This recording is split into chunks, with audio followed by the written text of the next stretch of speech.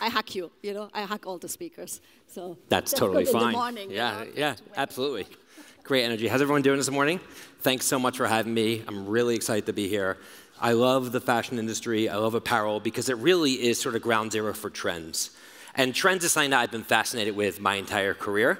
When I graduated college, the internet was first coming out. And when I tell my kids that, they really look at me talking about feeling old, like I'm incredibly old, but it's true.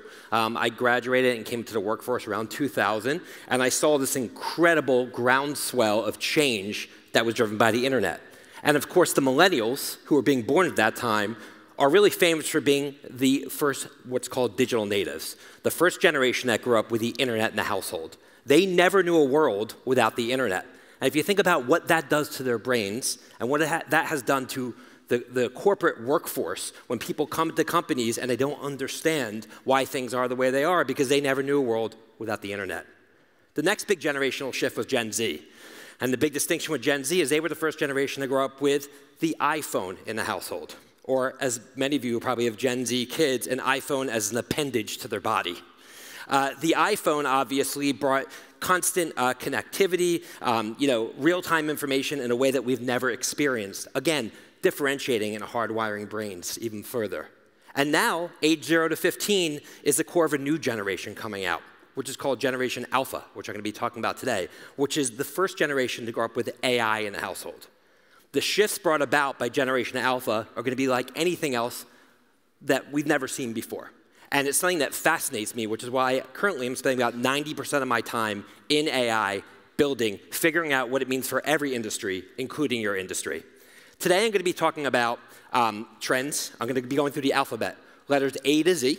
And every letter of the alphabet is going to correlate with a trend that I think has major implications to your industry heading into 2025.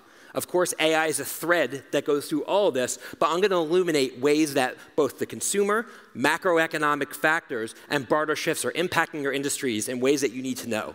So if I've done my job right today, you'll remember a couple of these letters. You'll take them back to you for wherever you're working from, and I'll hopefully have you change and maybe think a little bit differently about your jobs. I talk a little bit fast, but I'm going to try to slow it down for everyone, especially because it's early in the morning, and we have a lot to cover. 26 letters, 42 minutes, I think I got this, so let's dive in. Of course, A is AI, and I'll tell you a little bit of a story about AI. I run a software company called Suzy. We have about 300 people, and when AI first became sort of a big thing, I gave it to my engineers to figure out.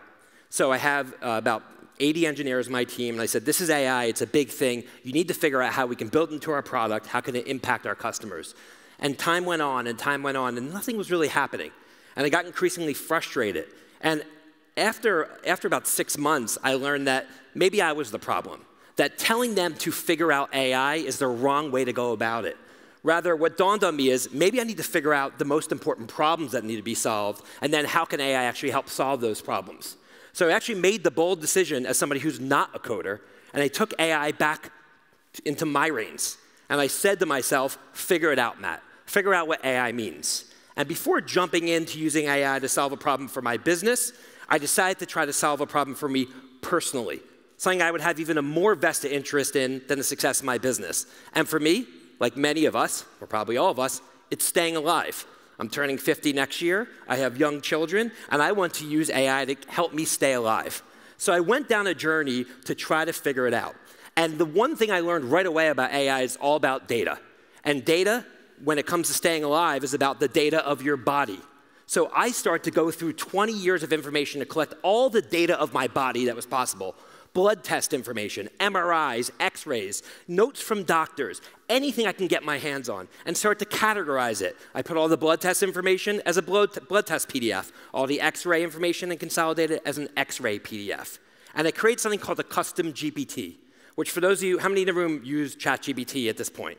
Most of you, right? Which is incredible, because if I said a year ago, it would probably be maybe 15%. Now it's probably 80%. A custom GPT is a custom iteration of ChatGPT. So while ChatGPT crawls essentially all the internet, a custom GPT will only crawl the information that the user, in this case me, deems most important. So I took all that bodily information, if you will, and I put it into this custom GPT, and I trained it. I told it to act as a world-class doctor with the #1 goal of keeping me alive as an individual. I start to ask it some questions. And the more I played with it, the more existential questions I asked. For example, I asked if I were to die in 5 years and in 10 years, what's the most likely cause? And the answers freaked me out. I then dug deeper and said, what can I do about it? How can I prevent it? And of course, we all know it's diet and exercise, et cetera, but I got very specific.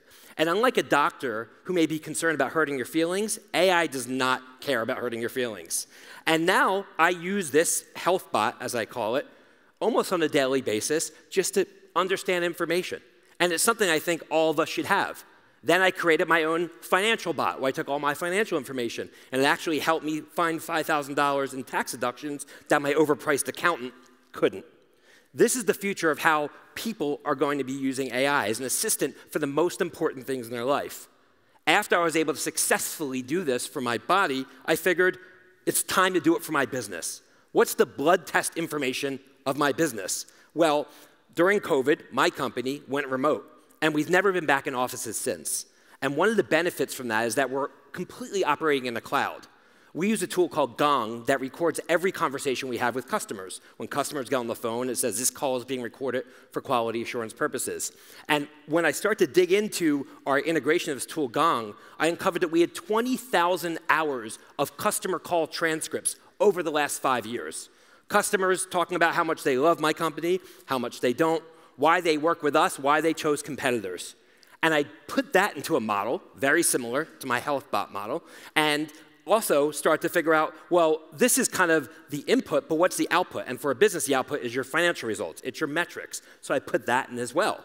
And I start to create correlations. These calls equaled customers that grew. These calls equal customers that churned, and start to actually train the model on what good customer conversations are. What keywords were used in good conversations. And in starting to use this model, it's since unpacked everything from our content strategy to our product strategy. Essentially, everything we do is driven by this engine. What is more important than 20,000 hours of customers in the wild saying what they really think about your business? We all act as myopic, emotional beings, and sometimes we're not so rational, but being too rational or too emotional on either side usually doesn't yield results. What I've found throughout my career is what does yield results is being customer-centric. And what's more customer-centric than listening to your customers? That has changed my business, and it should change everyone's business. And the one thing I've learned is that most people just aren't taking the time. When I talk to people about AI, they say, oh yeah, I played around with ChatGPT and it wrote a blog post about my dog or something, but they really don't dig in. And now is the time to dig in, and I can tell you as a non-coder who's changed my company now from the inside out and changed the trajectory of my career, it just takes a level of curiosity, a level of perseverance, and understanding the problem you need to solve. With AI, it's less about understanding how to solve problems and far more about understanding the problem that needs to be solved. Whether it's keeping yourself alive or driving new growth for your business, figure out what that problem is, figure out what the data is that can help uncover the solutions there, feed it into a model, and go to work. I hate to say it's that simple, but it kind of is. And a lot of people get very overwhelmed with the concept of AI, as did my own engineering team. But once we went down that path, it had dramatic implications. I kind of cheated here with the other A, which is Gen Alpha, which, as I mentioned earlier, is going to be the first generation to grow up with AI in a household. It's actually the topic of a book that I just finished writing last week. A book is no fun to write. The worst thing about writing a book about AI is when this book comes out in May, it's going to be completely irrelevant because the world is going to change that much. In fact, I keep asking the publisher, can I update this, can I update that? But there's nothing to be done about that. It really speaks to why a book as a modality probably won't be around for much longer. But I, in the process of writing this book, explored every corner of society, of culture, of business to try to understand what is AI going to do to education, to relationships, to parenting. And many of those topics I'm going to be diving deeper into today. One of those topics is a topic I like to call the barbell economy, which I think is incredibly relevant to your industry. What is the barbell economy? It means right now, in most developed Western nations, you have a withering of the middle class. The digital divide has created a world of haves and have-nots. There are tremendous winners on the value side of the equation. Companies like Walmart and Costco and companies that win on supply chain innovation and leaning into value. the best possible product at the lowest possible cost, because there's a growing amount of the population in the developed Western world that is decidedly in the value camp. And then you have the completely other side of the luxury equation. You have Hermes, you have Birkin bags selling for $40,000, LVMH, you have Amman Resorts charging $6,000 a night for a hotel. A boom on the luxury side. But who is not winning? Companies in the middle.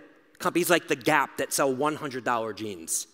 There's a tremendous amount of people that want to buy $20 jeans at big box retailers, and there's a growing amount of people that will buy $300 jeans at a boutique. But who isn't really looking to buy?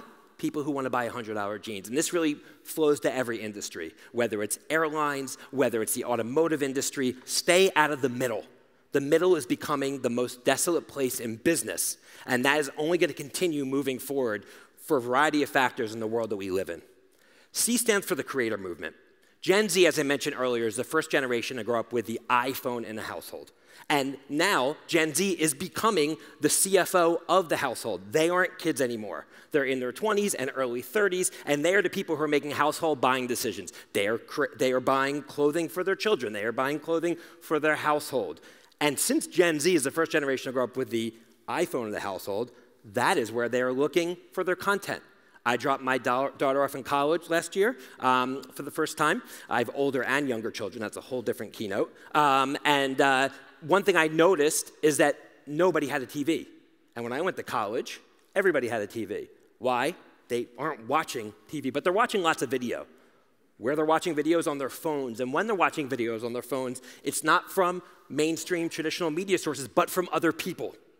They are watching content from other people, and that is what a creator is. And what I tell every big brand, from Nike to Nintendo to Netflix to Procter & Gamble, is your planning should start with creators first and mass traditional media last. And the reality is most businesses have the inverse. They're looking at TV and billboards and radio and traditional media, which is fine for yesterday's generation. But tomorrow's generation isn't consuming media from mass sources. They're consuming media for individuals. And I can tell you that's no more true than it is in your industry. Every single trend that is being driven right now is being driven by individuals. Not billboards, not Vogue magazine, not anymore. Younger people are seeing what creators are doing at places like Art Basel right now in Miami, and the things those people are wearing are the things that are being sold.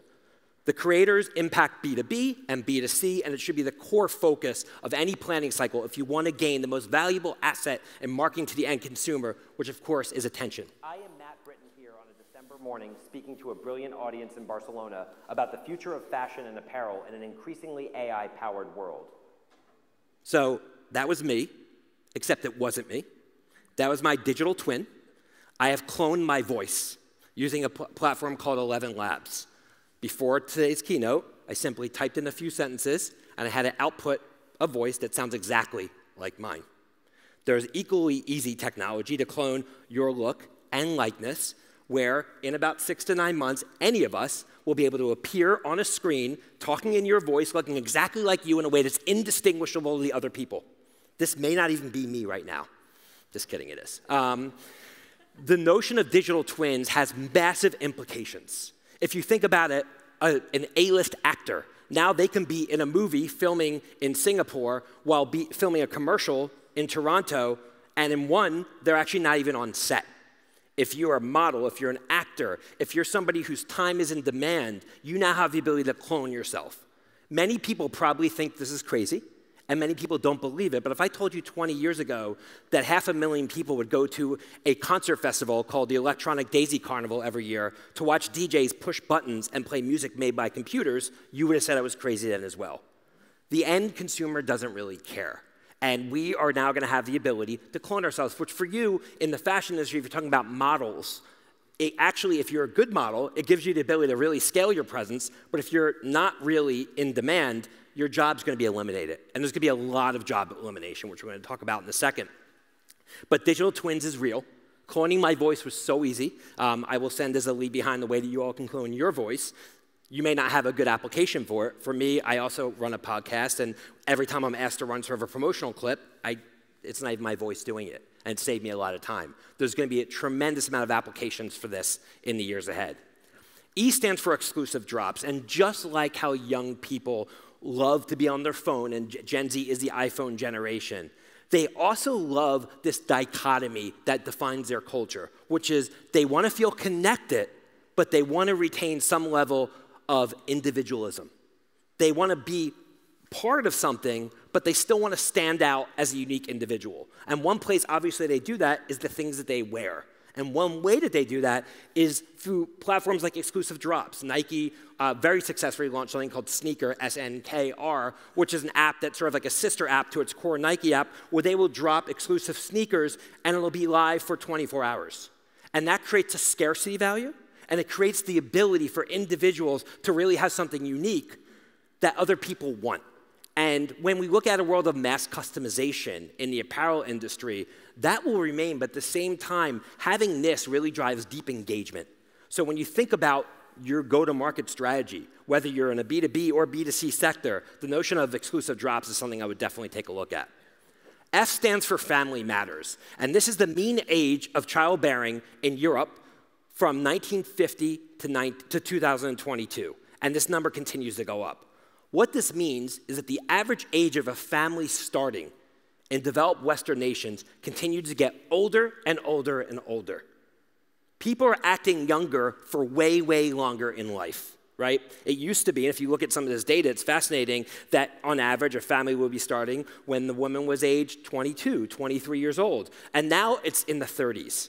That means it's 8 more years of popping bottles of champagne versus bottles of milk and formula for your baby. 8 more years of dressing in cool stuff versus dressing in stuff that gets stained from taking care of your kids. It actually has given people license to act younger, older in life. If you go to a big concert festival, you may see somebody that's 50 years old there, and no one would look twice, but if I saw my dad in 1985 at a concert festival with a bunch of kids, I would have thought something weird was going on, right? And that's how things have changed. Older people understand the music, the trends, the fashion that younger people are into because of Instagram, because they're starting families later. Why? People are staying in cities for longer, there's more 2-income households, so your consumer is changing right before your eyes. And the start age of a family is a big reason why. G stands for generative design. I love that video that we kicked off with. And that video is generative design. We are at version 0.1 right now of what generative design is going to do. When you saw that video, you all said, oh, it's AI. Everyone kind of knew it. And if you remember when you first started maybe watching videos on the internet, it was very choppy, right? Or even when you got on the internet, for those of you who use dial-up, right? It was very choppy. It was very slow. And now, that's all we do is stream. The rate of change in AI is 100x what the rate of change was in the digital movement. So you're going to see generative design become more and more realistic to the point where it will become indistinguishable. And that video that you see next year will be indistinguishable from a video that's made by AI or a video actually from real models. And that's fascinating when you think about the implications in terms of speed of design. It also changes jobs. A big thing that I see over and over, and I'm going to take my jacket off because it's hot up here with the lighting. A big thing I continually see in my company is fear. Fear around AI, fear about job loss. What is this going to do for me? The reality is there will be job loss. When Henry Ford invented the Model T, there were 70,000 companies that went under that made horse and carriages. Yet in the next 10 years, in the US, the automotive industry accounted for 67% of all new jobs created. I believe we're going to see the same things. If you're a designer that doesn't understand how to use this technology, you will definitely be part of the casualty of this. But if you do get your arms around it, you'll be able to ride the wave. From a more broader perspective, I think we will be taking one step back and then many steps forward. But I do believe in 2025, you will see companies identify so many efficiencies across so many industries that will cause job loss, and it will be up to those people to upskill and learn new things. It's going to be a bit scary, but technology has always been demonized. When writing was invented in the 1500s, Socrates said that it was going to be bad for humanity because it didn't really make people have to remember things anymore. But where would we be without writing, right? And I can go through every technology, whether it's the automobile or the printing press, throughout history. The same is happening with AI, but the reality is it almost doesn't matter. We're not going backward. We're all looking for ways to be faster, better, more efficient. That's what drives the business world. And things like generative AI are going to be a big part of bringing that to life. This is a product called the Meta Ray-Ban sunglasses. It is born from a partnership between Meta, obviously the company behind Facebook and Instagram and WhatsApp, and Ray-Ban, which is a great eyewear company. And they have come out with a partnership for an incredible product that I actually bought for my whole executive team last year called Meta Ray-Ban sunglasses. They have cameras, which can take pictures and video. You can play music. You can take calls from it.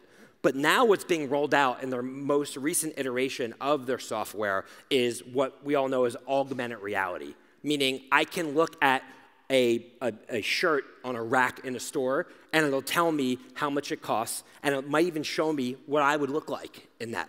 I can walk by a home, and it'll tell me how much it costs. I can walk by something in the grocery store, and it tells me the nutritional value of it. I might be able to walk by you guys, and if you've opted in, I can even see who you are through your LinkedIn profile. It's an overlay into what you're really seeing. That's augmented reality. Virtual reality is those crazy goggles that Apple tried to roll out, which completely disassociates you from the world. I think that has a bigger hurdle.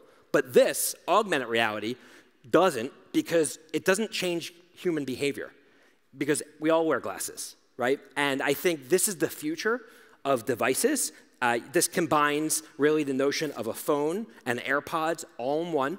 I think 5, 10 years from now, the notion of us holding a phone and walking around with it will be something that will be looked at as sort of ancient history. And I think these are a new type of products we're going to start to see coming to market. I stands for inventory optimization, something I'm sure very near and dear to all of your hearts. Obviously, tech-driven supply chains aim to minimize waste and prioritizing end-to-end inventory management. And it all goes back to the original example I gave you of data feeding into a model.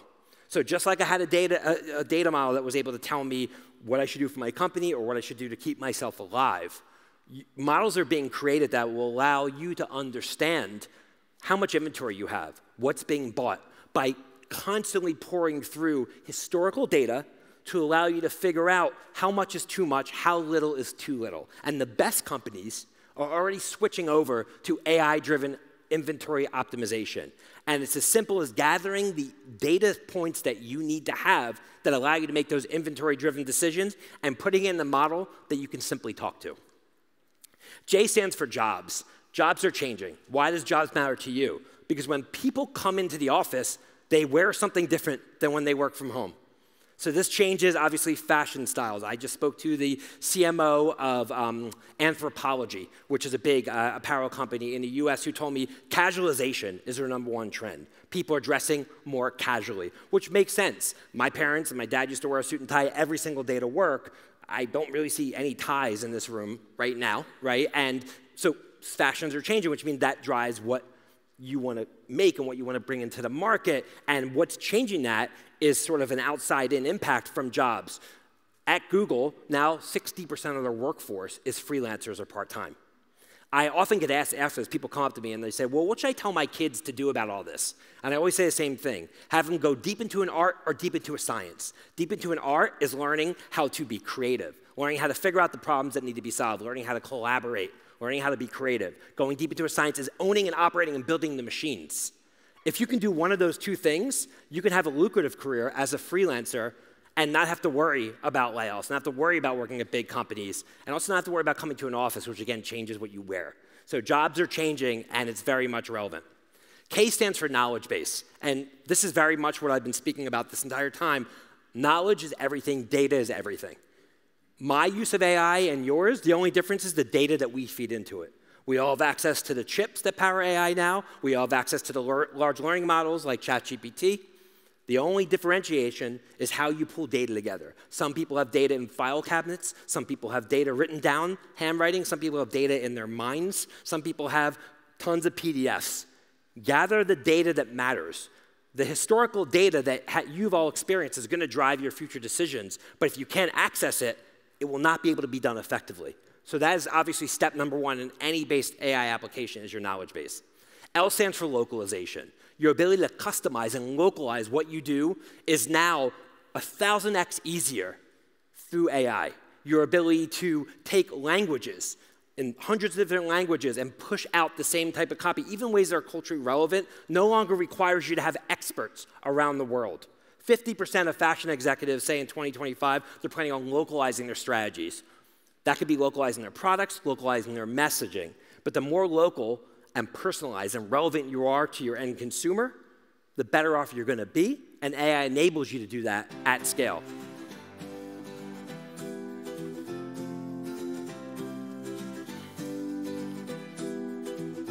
In the heart of Barcelona, the future takes the stage. Matt Britton's words are wisdom for a brand new age. AI's in the fabric, it's woven in the seams, revolutionizing fashion, fulfilling all our dreams. Pretty cool song, right? It's a song about today. It's a song that I made this morning for today's keynote about me speaking in Barcelona to all of you. It took about 8 minutes for me to create and pull together. Music and fashion is synonymous. It always has been. Music now is accessible in a way that we've never seen before. This was built by a tool called Suno that allowed me to come up with custom lyrics in any custom genre and output music. Now, is this going to replace Coldplay and the Beatles and U2? Not today, no. And I think there's always going to be a room for real musicians and real artistry. But if you want to create music for social media, if you want every single one of your apparel lines to have its own song, you can now do it at zero marginal cost. Music moves us emotionally. I could see it even when I was playing this song. And your ability now to access it through AI is really fascinating in a way that most people still don't even really understand. In fact, I spoke at the Canadian Music Week conference in Toronto a couple months ago.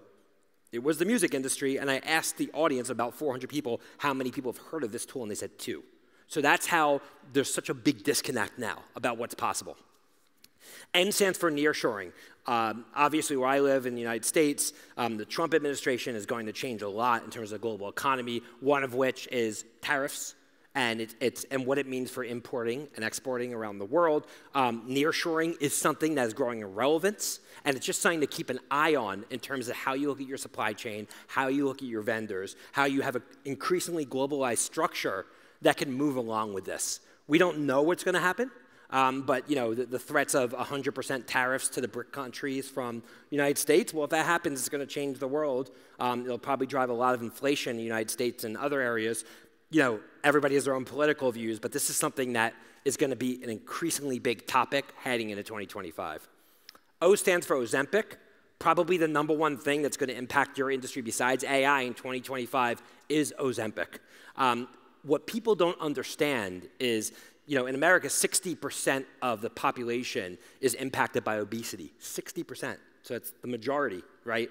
And disproportionately, the people that are impacted by obesity are people that are on a lower socioeconomic bracket, where up until today, drugs like Ozempic has been largely out of reach for them because the price of these GLP-1 drugs are still so expensive. But with regulation, if it becomes more accessible, then all of a sudden, you're going to see a boom in adoption of these drugs, which is going to change how people feel about themselves. When people lose weight, they get new wardrobes, and they go out and they feel good about themselves. This could be a massive impact, and I work with all the big snacks companies who are having the opposite impact right now, right? But for you, this is a good thing. I'm not a doctor. I don't know what the long-term impact of this are, but I do know it's being adopted. I do know doctors and the medical community is more so behind it than not, because it's compared to the impact that obesity brings and all the health issues. And I think you're only going to see this grow and impact your business in a big way moving forward, and something to keep an eye on. P stands for podcasting. I run a podcast called The Speed of Culture with all the biggest chief marketing officers in the world. It's been the most successful marketing venture I've had. Podcasting is a revolution. The growth in listeners of podcasts is far outpacing the amount of new podcasts that are coming out every year. It's a way to create personal relationships. Everybody should have a podcast on the B2B level. You should have podcasts for your consumers. We are in a world that's increasingly mobile. People are on the go. There are 0 barriers to entry to create podcasts, and it's something that I would keep an eye on moving forward. In fact, there's a tool called Notebook LLM where you can take a PDF document and drop it in, and it instantly creates an incredibly realistic podcast about whatever is in that PDF. So I took my book and the PDF of my book and I dropped it in and I listened to it on the flight here, and my mind was blown. So podcasting is more accessible than ever before. You don't even need to produce one. You just need data to produce it with. Q stands for quality over quantity, and this more goes to Gen Xers and baby boomers. Older consumers are spending 21% more per capita on clothing than younger generations. They favor durability and timeless design. There is a divide. The digital divide is the same divide with quality over quantity. Older consumers, Gen X and baby boomers, want quality over quantity, where the digital generation actually want the inverse, which we'll talk about in a second. So you do need to look at that strategy, and it goes along the luxury and value chain, if you will, right? And we're seeing this only grow over time, where young people might be okay with fast fashion and throwing stuff out right away, but the older generation looks at things completely different. The resale revolution is where young people are adopting value. The resale market's expanding, 12% compound annual growth rate. It's going to reach nearly $400 billion by 2028. The apparel resale market is something that young people look at as an entrepreneurial push. It falls into the world of exclusive drops. It allows people to find and identify things, and it's only going to continue.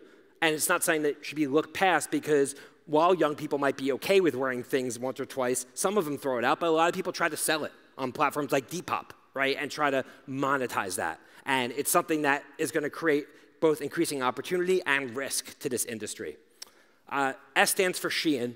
Shein, obviously, is a massive driver of change in this industry. You know, we used to think of fast fashion as Zara and H&M, right? But this is even faster fashion, even cheaper fashion. Shein generated over $30 billion in revenue, growing over 40% last year. The growth rate will be nearly the same this year.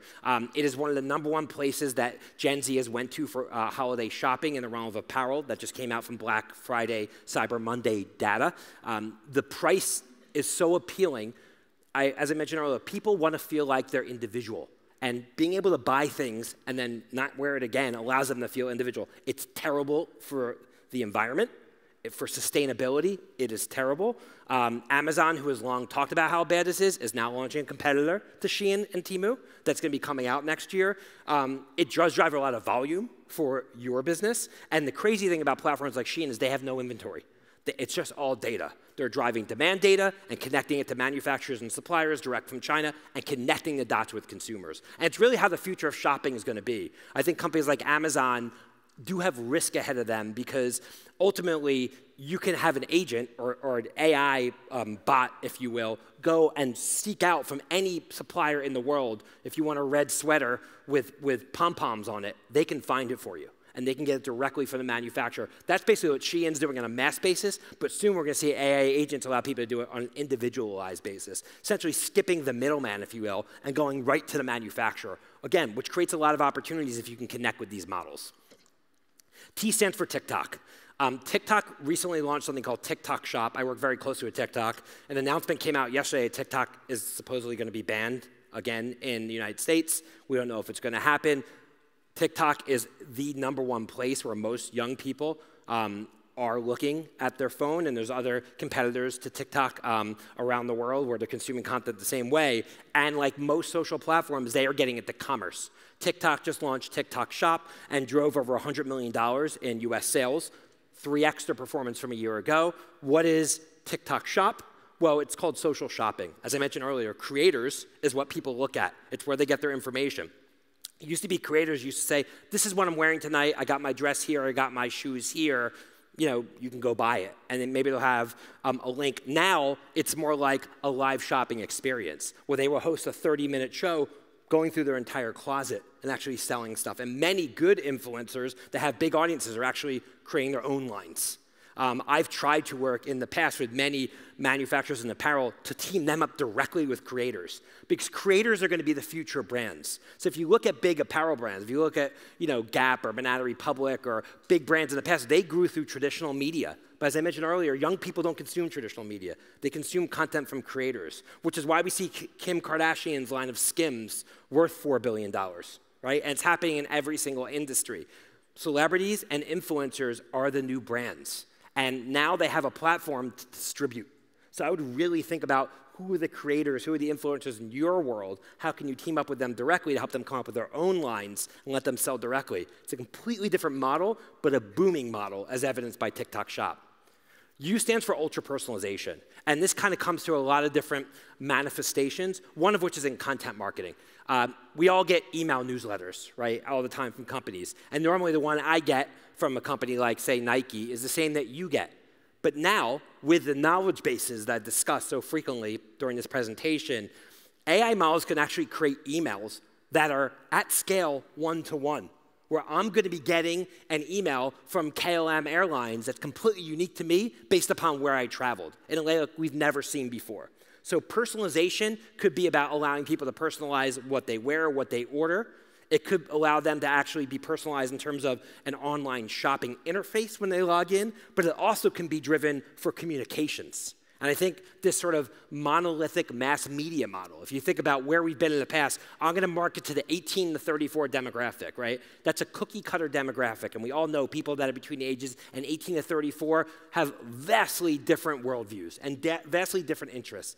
Now, moving forward, you do have the ability to become personalized. And Gen Alpha, the first AI generation, is not just going to expect, but they're going to demand personalization.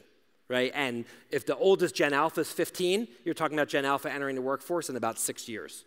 And then 10 years from now, they're going to be starting families. And this is going to be AI generation starting families. And it's going to be completely different in terms of their expectations. V stands for voice. We've all had our own challenges with Siri on the iPhone where I'm like, no, I want to go to Starbucks. And it just doesn't understand, right? The technology of these voice platforms, version 1, Alexa, Siri, platforms like that have not been very good. But now in the age of AI, they're spectacular. They are so good that I'm not sure it makes sense, let alone for kids to learn handwriting, to even understand typing. Because I think we're going to be increasingly speaking to our devices and interacting to our devices like we are people.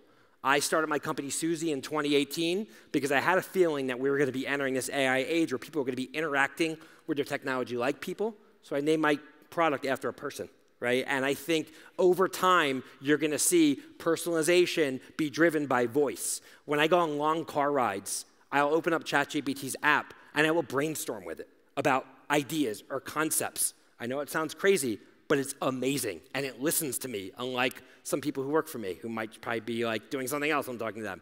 And by the end of the car ride, it transcribes the entire conversation. The voice recognition is near perfect. And I would really think about understanding voice when you look at things like shopping assistance and its ability to actually comprehend voice. W stands for wallet.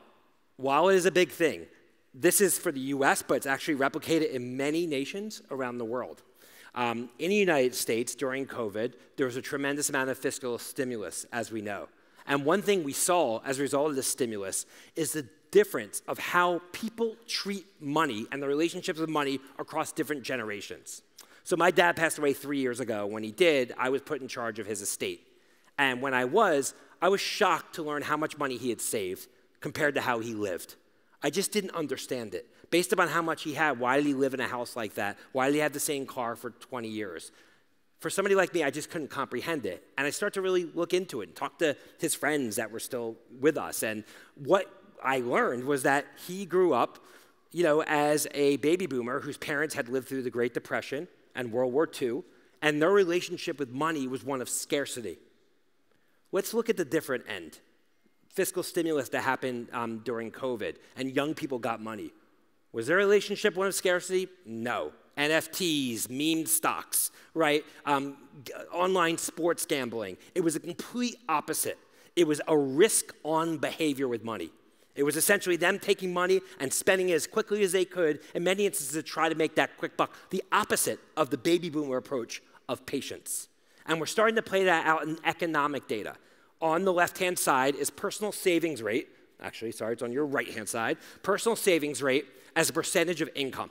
And you could see the peaks that happened during COVID when first people didn't have anywhere to spend it because they were stuck at home, and then they actually got all this fiscal stimulus. And then you start to see it slowly wither away. During the 70s and 80s, when inflation rates were as high as 15 to 17%, it veered in terms of savings rate between 10 and 15%. Now it's under 5%. It's at its lowest rate ever. People aren't saving money. On the other end, you see credit card debt has topped $1 trillion in the US for the first time.